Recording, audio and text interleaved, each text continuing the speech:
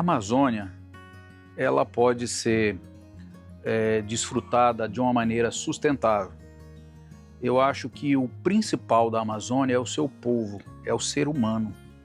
A gente não pode pensar numa Amazônia sem antes pensar nos ribeirinhos, sem antes pensar no caboclo, sem antes pensar em quem vive nela.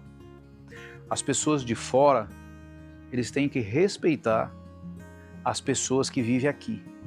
E eles procurar ajudar financeiramente, procurar ajudar de forma que possa manter as pessoas sem o desmatamento. Mas para isso, a gente precisa de ajuda financeira de outros países para que a gente possa manter as pessoas fixas na floresta, os ribeirinhos, os caboclos, sem precisar desmatar.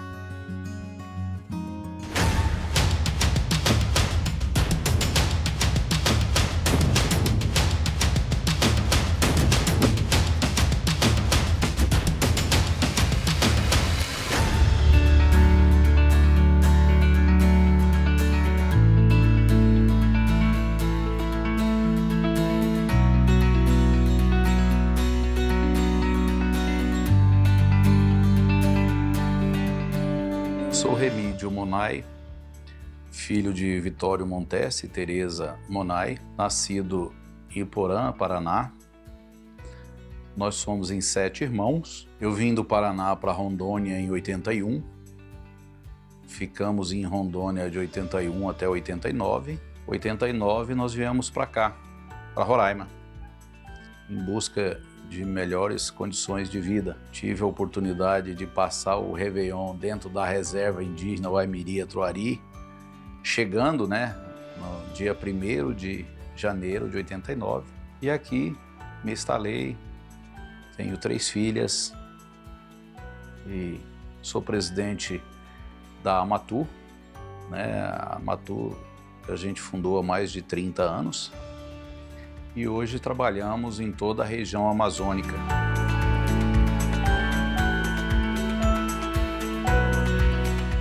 Minha infância foi bastante sofrida, porque a gente morava no interiorzão onde não tinha energia e não tinha água encanada, mas muito feliz, uma região que já estava se desenvolvendo na minha chegada, que sou o caçula. Os meus irmãos tiveram mais dificuldade, que o meu pai desbravou aquela região do norte do Paraná, mas eu já cheguei um pouco por último, as coisas já estavam mais avançadas e eu tive uma infância, ia estudar na escolinha lá de madeira lá do interior, nós íamos a pé, todo mundo.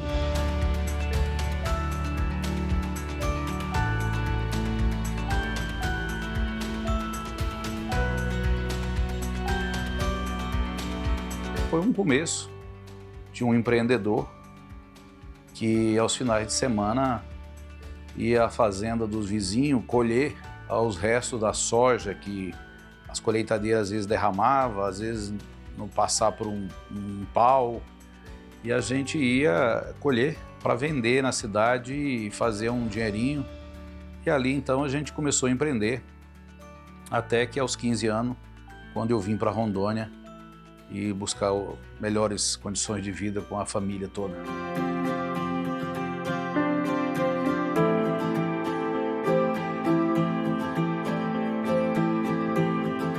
Aos 16 anos comecei a trabalhar numa grande empresa de transporte lá em Rondônia, e aí eu tive a oportunidade de conhecer a Amazônia já a partir dessa época. Apesar de eu ser de menor, mas eu consegui galgar um espaço rápido. E pude conhecer o interior de Rondônia todo. Isso era 83 para 84. Pude conhecer o interior de Rondônia. E depois eu fui ser supervisor de agência.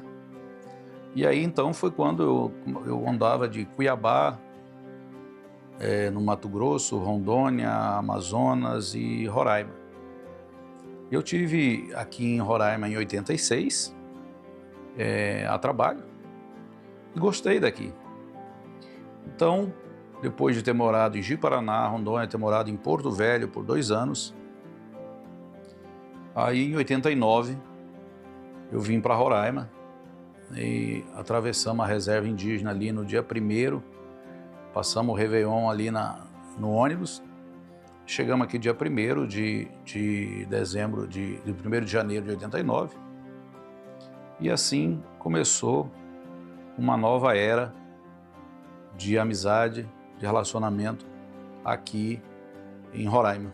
O estudo ficou um pouco para trás, né, com o trabalho, principalmente o trabalho de viajar que eu tinha. A minha filha mais velha, ela ia fazer a 6ª série, e aí eu pensei que o melhor conselho que a gente pode dar é o exemplo. Então não adiantava eu pedir para ela estudar se eu não tinha estudado. Aí eu resolvi voltar a estudar. Eu comecei a estudar, né, quando ela estava fazendo a 6ª série, eu também fui fazer a 6ª série, terminar a 6ª série, né? E aí foi aonde que eu terminei. Depois ela me alcançou. Depois eu dei uma pausa e só voltei a estudar já aos 40 anos, onde eu consegui fazer a minha faculdade. Terminei aos 47, 48 anos, eu terminei a minha faculdade de administração de empresa. E posteriormente eu fiz gestão de negócio, né, uma pós de gestão de negócio na Fundação Dom Cabral. Então essa é a minha formação, mas a minha formação principal é a prática, né, o conhecimento da Amazônia. Depois de andar pelos interior do Amazonas, Lábrea, Apuí, Humaitá, Santo Antônio do Matupi, e aqui o interior de Roraima, o interior de Rondônia, como Guajará-Mirim, Rio Branco e outras localidades, foi dando um conhecimento, né, do dia a dia nessa área logística que me guia até hoje.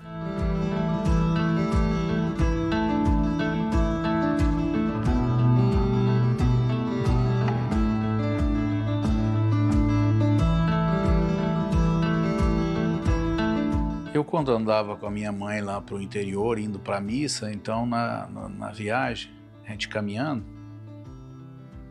o pessoal passava de carro, ficava aquele poeirão da estrada. E a gente às vezes acabava entrando na mata para fugir da poeira. Aí eu dizia para minha mãe, quando eu crescer eu quero ser rico. É para mim poder andar de carro e não ter que andar nessa poeira. Isso eu acho que eu tinha 7, 8 anos. E a minha mãe, que faleceu em 2014 agora, ela sempre lembrava de falar isso, né? Ela já me acompanhando aqui como empreendedor, e ela sempre falava isso, desse meu desejo lá de criança, de poder ser rico. Eu queria ser rico quando crescesse, porque eu queria andar de carro e a gente andava a pé. Então, essa é uma passagem interessante que eu me lembro da época. Fui candidato a deputado estadual em 94.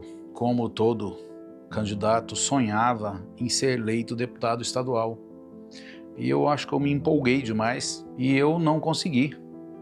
Era muito jovem, não dispunha de recurso e fui bem votado até em 94, mas não fui eleito. Eu não ser eleito, ficar desempregado com uma filhazinha pequena e passar por dificuldades financeiras. Às vezes a gente não entende porque as pessoas cometem algum delito, mas eu passei por um momento muito difícil que eu andei na beira da irresponsabilidade, porque fiquei sem dinheiro. E a gente adulto passar dificuldade, até a gente contorna. Agora uma criança de menos de 1 ano passar dificuldade, aí mexe com a pessoa. Mas graças ao bom Deus, foi quando eu dei a volta por cima e comecei a minha empresa com um ônibus e muita vontade, né, muita dedicação. Eu passei dessa fase.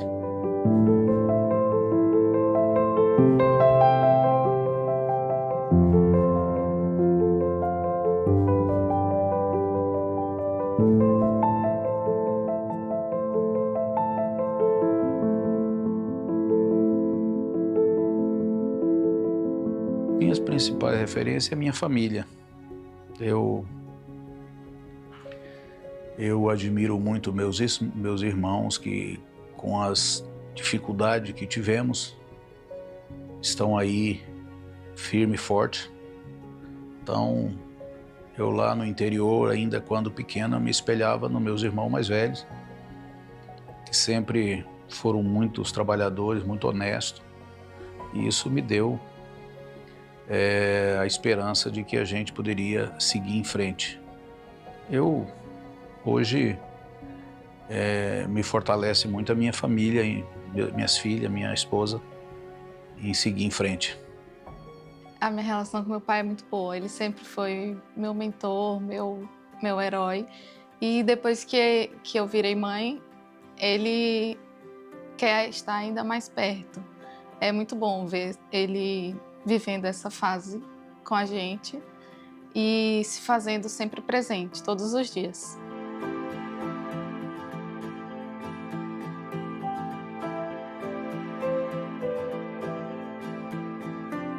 Todo domingo a gente ia vir aqui pro Água Boa, que hoje é a casa dele, né?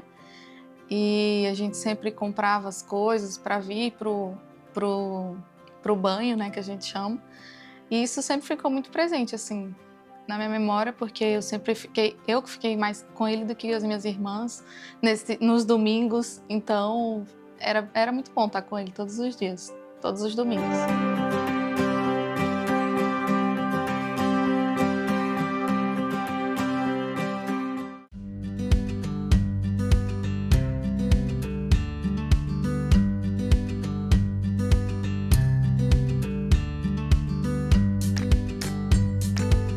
Eu sou casado pela segunda vez, né? A minha esposa, a Isa.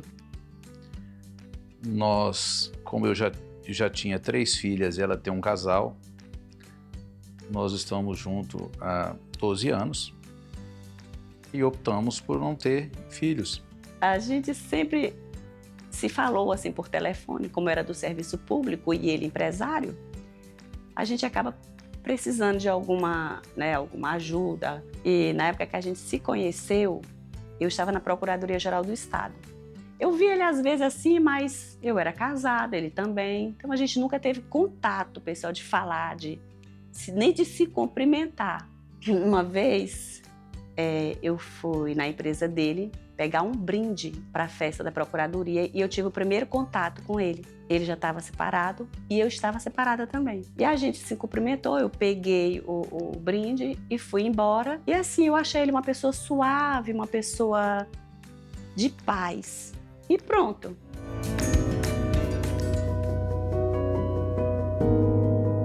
Um dia ele me ligou e eu tinha reatado o meu casamento, né?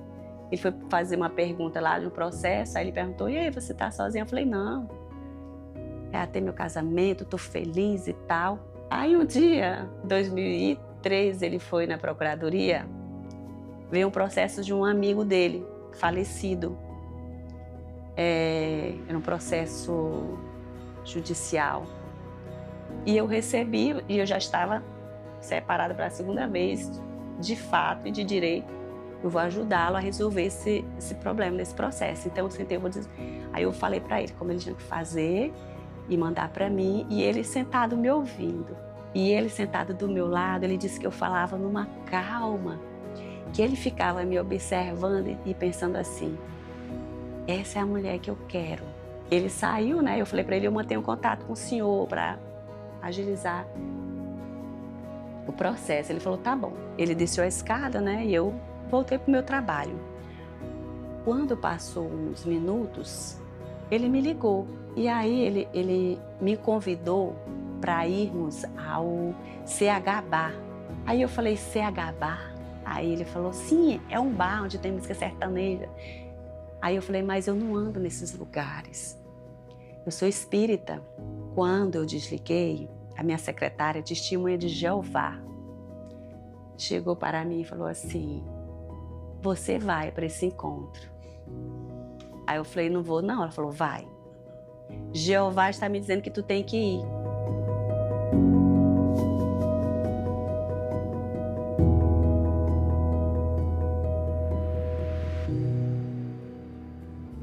cheguei no bar, lá no CH, ele estava com as pessoas em volta, e eu cheguei e já fui assim, oi, eu vim, tudo bem? Aí ele, oi, tudo bem? Aí ele falou, já eu falo com você, só um instantinho. Menina, eu me senti tão mal, assim, como assim? Eu cheguei lá, era para ele ter largado tudo e ir falar comigo, dizer dá licença. Aí eu saí, minha amiga ficou assim olhando de longe, aí ela olhou e eu falei assim, eu não te disse que eu não queria vir? E o povo me puxava para dançar, eu não, vamos embora. Aí ela disse, vamos. Quando eu cheguei em casa, ele me ligou, passou mensagem, aí eu atendi. Aí eu falei assim, diga, Senhor. Aí ele falou, cadê você? Eu disse, eu estou em casa, já estou deitada, já vou dormir. Ele falou, não. Eu falei, sim, Senhor. Foi bater no Bar dos Estados, onde eu morava atrás de mim. Aí eu fui e falei, o que você está fazendo aqui? Olha meus vizinhos aí, todo mundo olhando o carro parado na minha porta essa hora. Não, vai embora, moço. Ele, não. E ele não desistiu. Aí eu entrei no carro, demos uma volta no quarteirão e a gente se beijou. E estamos aqui até hoje. Hoje viajamos, trabalhamos, estamos juntos. É o meu par para a velhice. Se tiver outras vidas, eu quero encontrar ele de novo. Porque só essa não vai dar para a gente viver tudo que a gente tem vontade de viver junto. Por isso que a gente optou em não ter filhos, né? Chegamos a um acordo de cuidar dos nossos em harmonia e viver nós dois o que a gente não tinha conseguido viver antes. E tá tudo bem. Ele tem um neto, né, que é da minha enteada, que é o meu neto, do meu coração. Ai de quem disser que ele não é meu neto. É a nossa paixão, o Benício. E isso é família.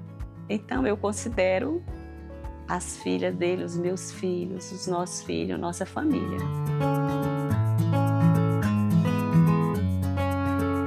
Viver com Remídio é viver o simples.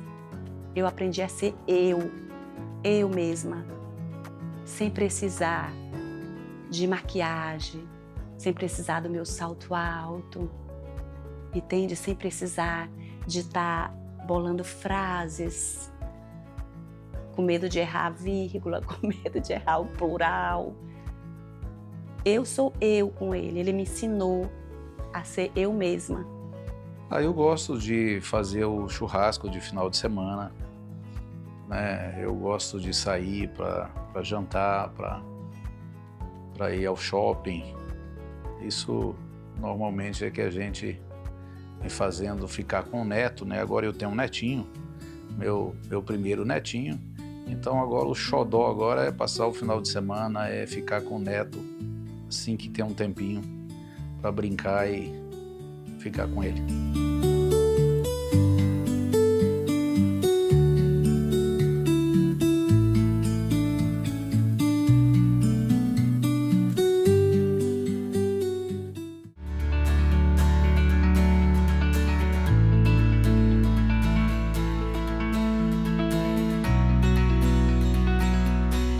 A importância da Amazônia para mim é muito grande. Eu vejo a Amazônia como a solução do planeta. E eu faço parte e eu gosto de estar inserido aqui. E se a gente souber explorar com consciência, podemos desenvolver e sem desmatar.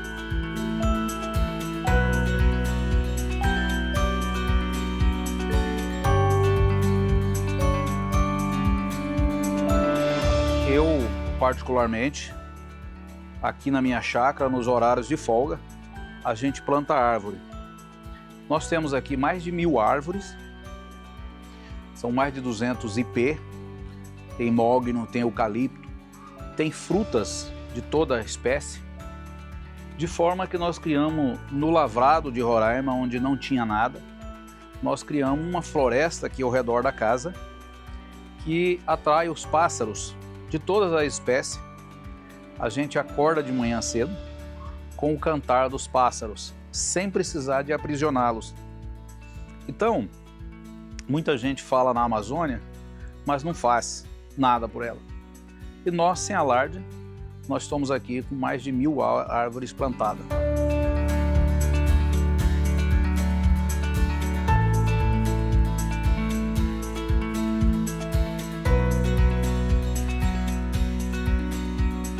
Eu conheço toda a região amazônica. Já andei por Roraima, Amazonas, Rondônia, Acre, o Pará, nas comunidades indígenas.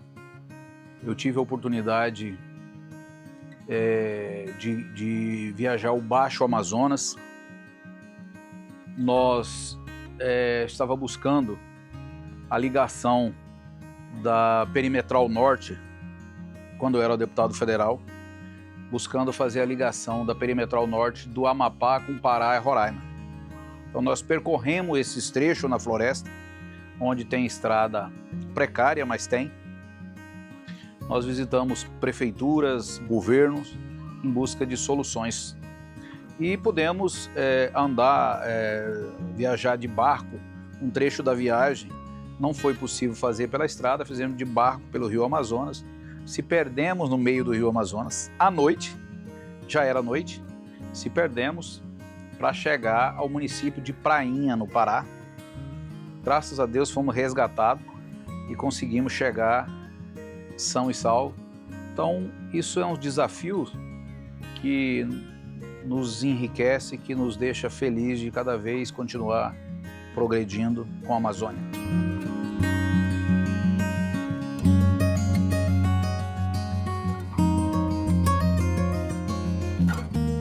O que eu mais gosto daqui é essa diversidade, da gente poder viajar de barco para o Baixo Rio Branco, as praias maravilhosas que tem o Baixo Rio Branco, o Rio Negro, eu tive a oportunidade de conhecer, o Rio Amazonas, e ao mesmo tempo você chegar numa grande cidade como Manaus, né, que tem de tudo.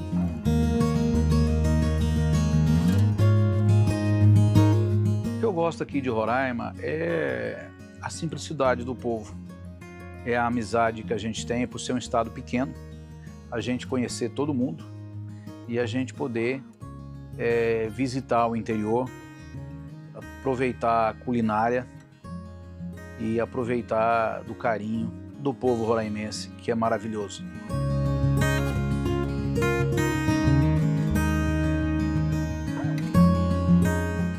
As dificuldades enfrentadas aqui, as estradas, né?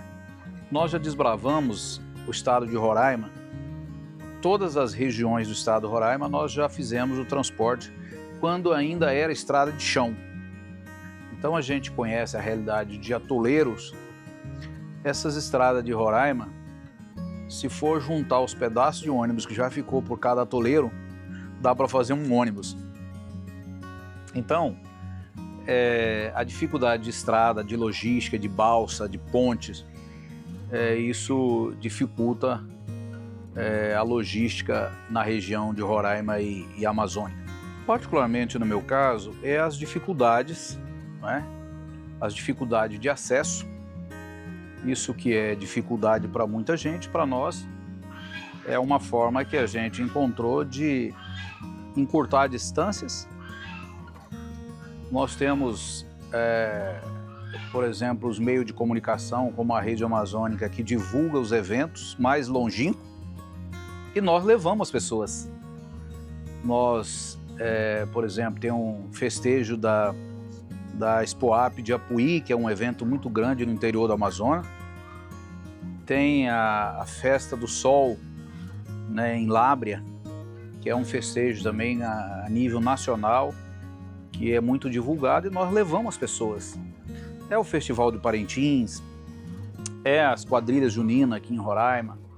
E a gente, então, nessas mais dificuldades, por exemplo, da dificuldade da 319, da Transamazônica, lá da BR-230, a gente consegue transpor essas regiões mais distantes, ora com ônibus traçado, ora com guincho, e a gente consegue levar a população a essa região mais distante da Amazônia.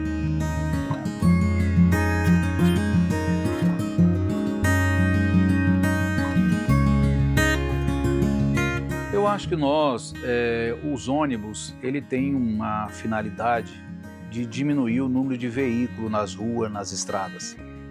Então, nós que estamos operando com um veículo Euro 6, que tem redução de gás carbono, eu acho que nós estamos contribuindo. Nós usamos a energia solar. Então, nós procuramos fazer de tudo para que a gente possa contribuir com a Amazônia.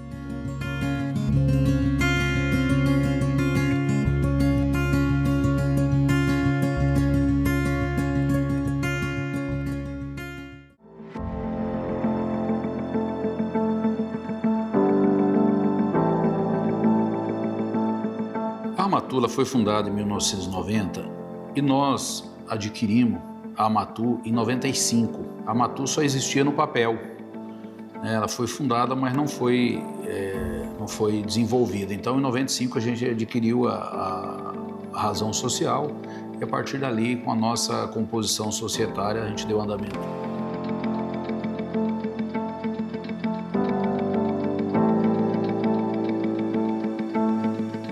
Eu comecei a Amatu em 95, junto com a minha ex-esposa e meu irmão. Meu irmão era meu sócio, ele era o motorista.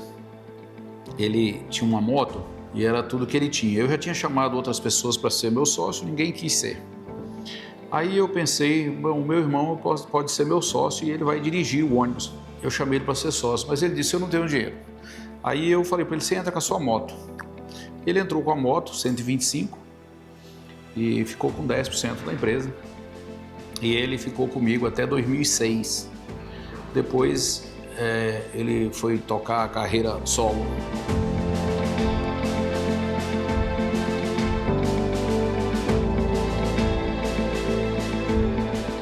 Eu comprei um ônibus, eu consegui, com o governo do estado, na época tinha um banco do estado, eu consegui que o governo me emprestasse através do banco R$40 mil. Eu fui em Curitiba, consegui achar o ônibus que eu queria, mas era R$42 mil.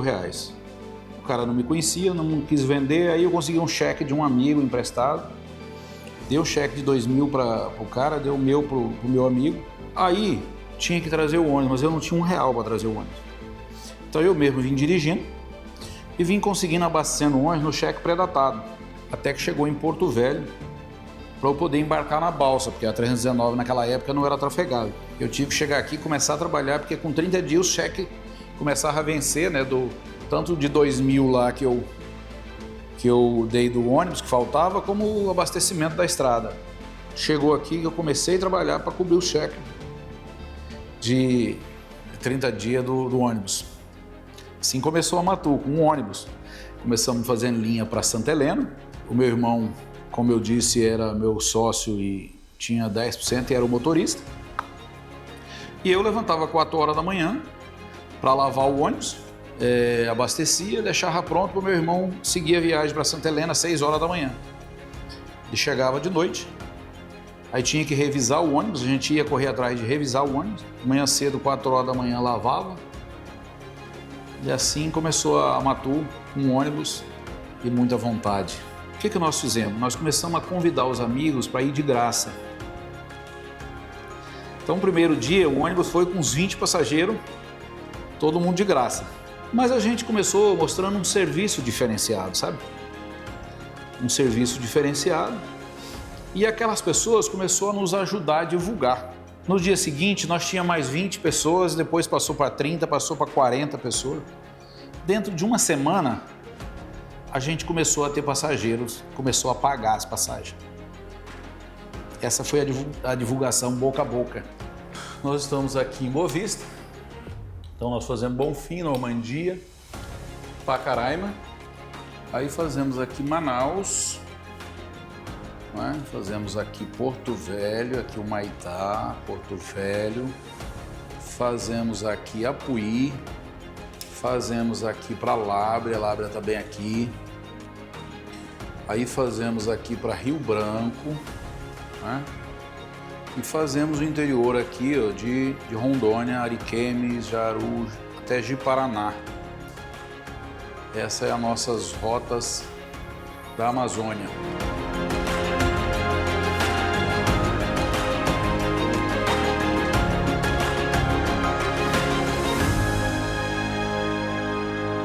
tem a possibilidade de vir para cá, chegar aqui em Santarém? Tem. Tem a possibilidade de nós seguir aqui para Vilhena, sentido Cuiabá? Tem também. Tem a possibilidade da gente vir para cá, para Sinop, né, região do Mato Grosso? Tem também. Estava desempregado, morava no Alto Alegre, vim morar aqui em Boa Vista, estava desempregado, era cobrador, né? Aí faltou o cobrador aqui, ele falou com o gerente aí que tinha um rapaz em casa. O cara não pode trazer ele aqui para estagiar, ver se dá certo, para pelo menos tirar folga. Aí dessa folga, até hoje eu estou aqui. E ele foi um cara que a gente conhece, ele começou de baixo, né? E a gente se inspira nele também, todo mundo trabalha junto. E até hoje ele é um cara que a gente tem que ir pelo conselho dele, né? O caminho dele.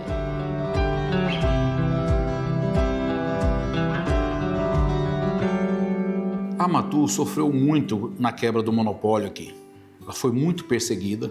E como normalmente as pessoas tendem a ficar do lado do pequeno, a gente passou a ter uma aceitação, a gente passou a ficar conhecido mais do que nunca, devido aos nossos ônibus estarem sendo presos, da gente estar tendo aquelas perseguições.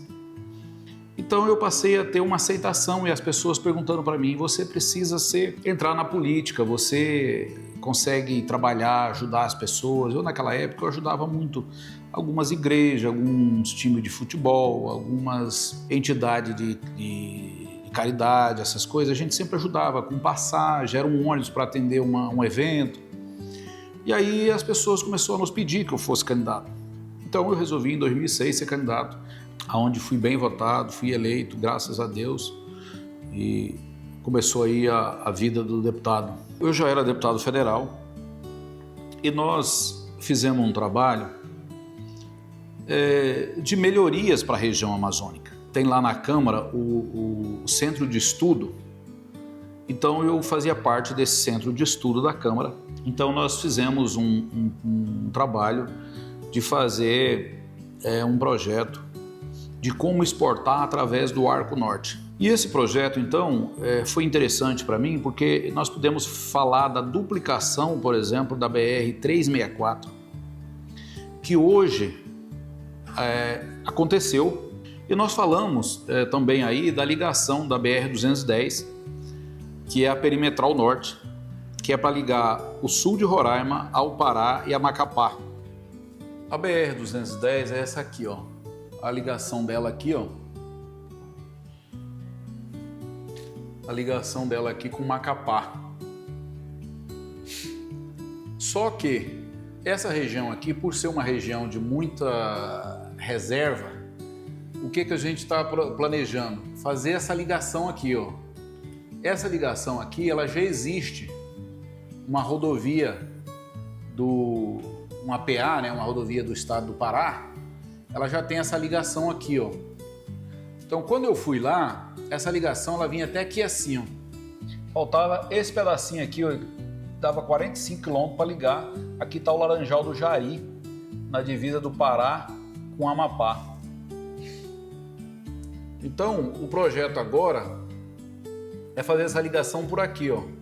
Santarém, né, Alenquer, aqui está o Rio Amazonas. Então vim aqui a Alenquer, ó, e segui essa rodovia aqui, ó.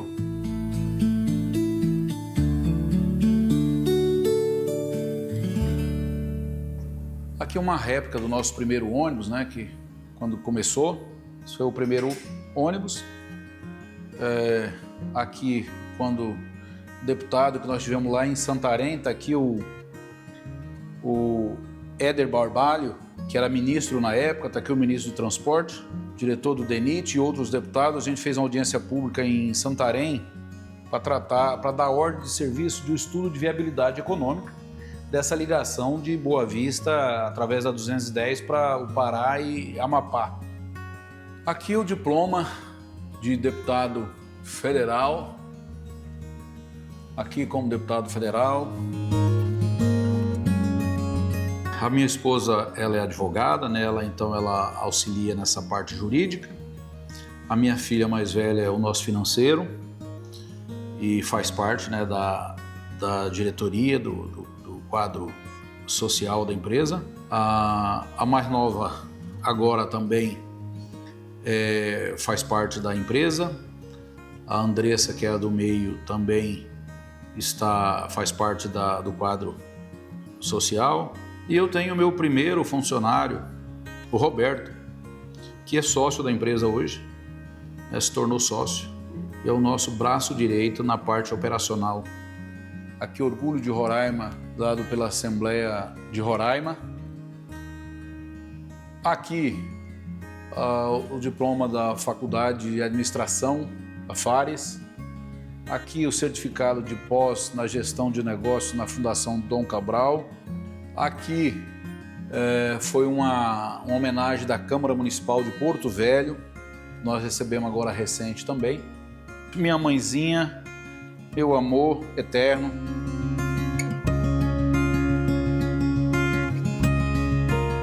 Acho que as pessoas devem empreender. As pessoas às vezes estão muito acomodadas no seu emprego e as pessoas precisam empreender, precisam ter coragem de lutar, de começar.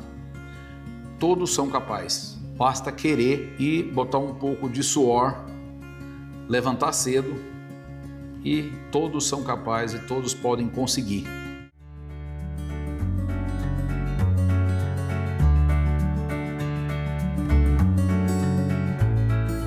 Eu pretendo consolidar a Matu na região norte, né? Consolidar a Matu, consolidar a marca e melhorar cada vez mais. Hoje a gente consegue levar um padrão que a gente tem aqui hoje na região de estrada de asfalto, a gente consegue levar para as estradas de chão, que é o percurso Porto Velho-Manaus, por exemplo, com ônibus leito. A gente consegue fazer isso na região do Apuí, que é um município pequeno, de pouco mais de 20 mil habitantes. Mas a gente leva lá um ônibus com ar-condicionado, com frigobar, com toalete, com internet via satélite.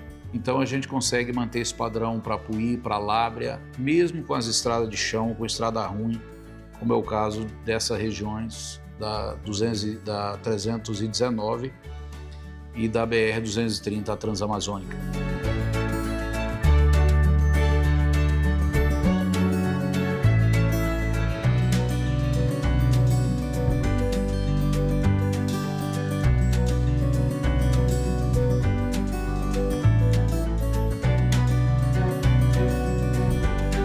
Funciona o nosso RH. Aqui está a nossa equipe de RH trabalhando. Aqui a Bárbara, aqui a Ítala.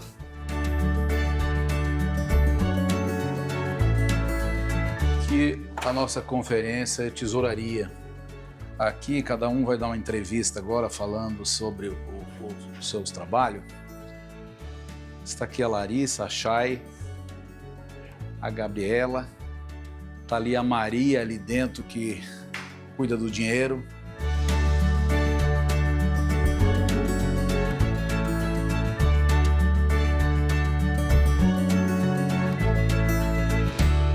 Aqui funciona o nosso administrativo. Aqui está nosso gerente administrativo, Zenildo. E aqui é minha sócia, a Larissa, a minha caçula. Daqui eles têm uma visão privilegiada aqui, ó, da parte operacional. Aqui o pessoal que cuida das escalas, dos motoristas, dos ônibus. Daqui eles têm uma visão aí privilegiada, de onde lava os ônibus, do pátio. E eles que cuidam do troféu, os troféus da Matu aqui do futebol, olha aí, ó. Aqui estão os principais artilheiros nessa sala. Aqui funciona o almoxerifado, onde nós temos aqui um pouco de cada coisinhas, cada peça, para que os ônibus chegam final de tarde, às vezes vai sair de manhã cedo.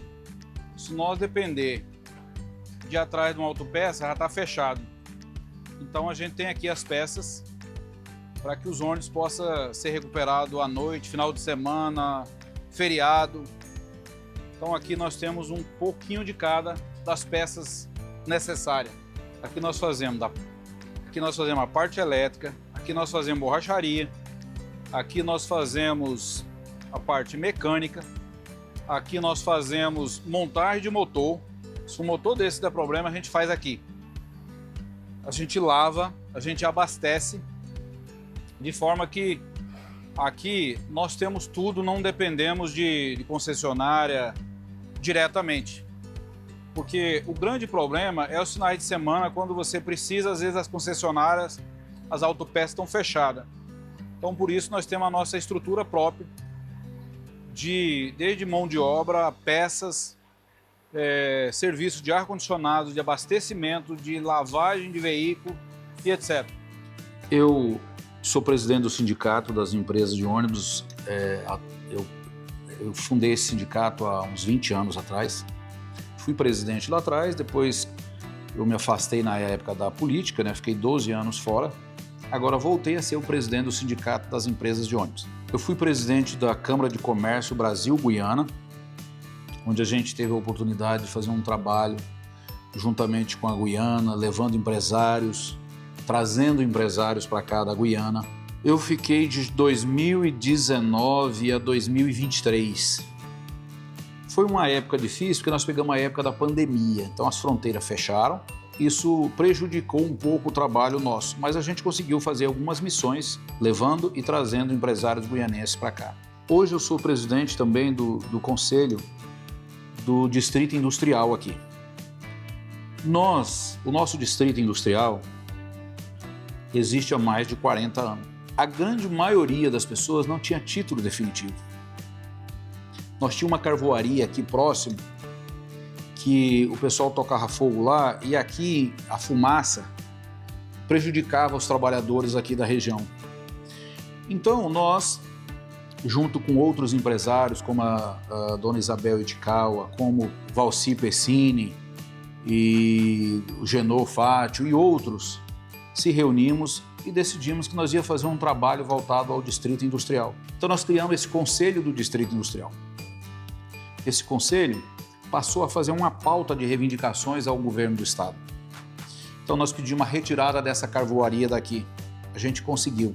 O governo cedeu um terreno em outra área aqui do distrito, lá mais afastado, colocou filtro para que os carvoeiros pudessem continuar o trabalho. Nós conseguimos asfaltar hoje uma grande maioria do distrito industrial. A gente conseguiu que o governo do estado fizesse o asfaltamento. Hoje, 90% dos empresários do distrito industrial têm o título definitivo e está se buscando a conclusão do asfaltamento do distrito industrial, a iluminação do distrito industrial. Nós conseguimos com o governador também colocar a PM aqui no distrito industrial. Nós conseguimos também a construção do Corpo de Bombeiro, que está em fase final, deve ser inaugurado em breve. Então, esse trabalho, eu como presidente do conselho aqui do Distrito Industrial, a gente conseguiu fazer avançar.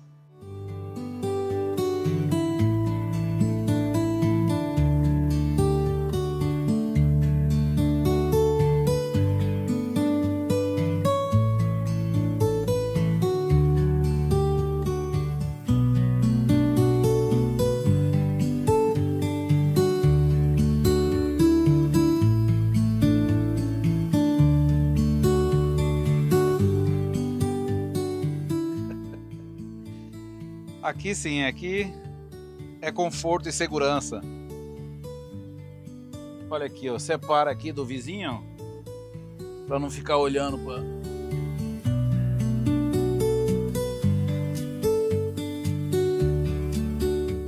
Se você pudesse deixar uma mensagem para você quando começou essa jornada, o que você falaria?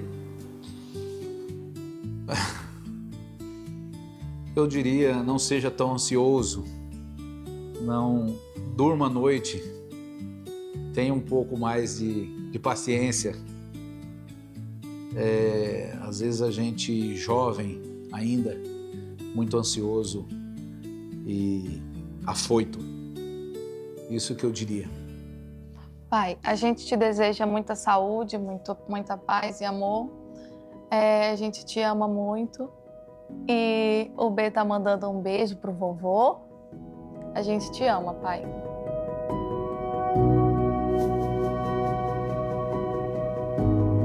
Você é a minha calma, é a minha paz. Você é a minha felicidade. Eu não teria medo, jamais. Se fosse para recomeçar 1000 vezes com você, eu recomeçaria. Eu colocaria a minha mochila e ia contigo, como eu sempre te falei. Eu saltaria de paraquedas e ia te buscar, aonde quer que fosse. Como eu costumo dizer, eu te admiro, você é um cara incrível e você me faz sentir uma mulher incrível. Muito obrigada por ser esse companheiro, por ser o meu amor, por ser a pessoa especial que você é para todos da nossa família. Eu te amo imensamente. Quero agradecer também, obrigado pela oportunidade de eu estar aqui até hoje, né? Também pelo que eu faço, e vocês também atendem a gente. Nós não temos problema até hoje, graças a Deus. E agradeço a todos. O seu Remídio é tudo de um cara tranquilo, tudo de bom. O Remídio, o Roberto, são umas pessoas que a gente deve, né, assim, agradecer pelas pessoas que eles são. Um patrão que toda vez quando a gente precisa, ele tá ali, entendeu? Para nos atender.